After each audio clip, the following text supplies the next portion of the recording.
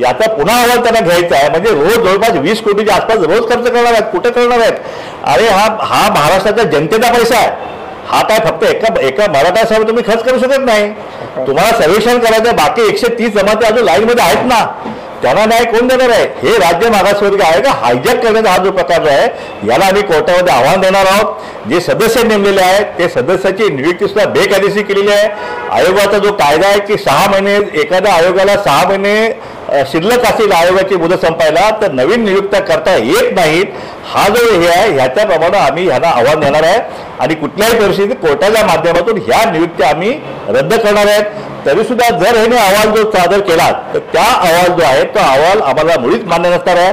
कारण मराठा समाजाला किती वेळा मागासवर्गीय करायचं आहे? 4 आयोग झाले ना, 4-5 आयोगाने आयोगाने सांगितले की हे मागासवर्गीय नाही आहेत. सुप्रीम कोर्टाने सांगितले मागासवर्गीय नाही आहेत. तरी सुद्धा हा मागासवर्गीय करण्याचा अट्टाहास जो आहे तो कशासाठी पाहिजे? मराठा समाजाचे मूळ जे 58 मोर्चे होते त्यांची मुळीच मागणी नव्हती की आम्हाला मागासवर्गीय करा म्हणून. हे मराठा समाजाला मागासवर्गीय करून त्यांना आरक्षणामध्ये घुसवण्याचा हे जे षडयंत्र आहे, हे षडयंत्र जे आहे ओबीसी समाज हारून पडल्याशिवाय राहणार नाही.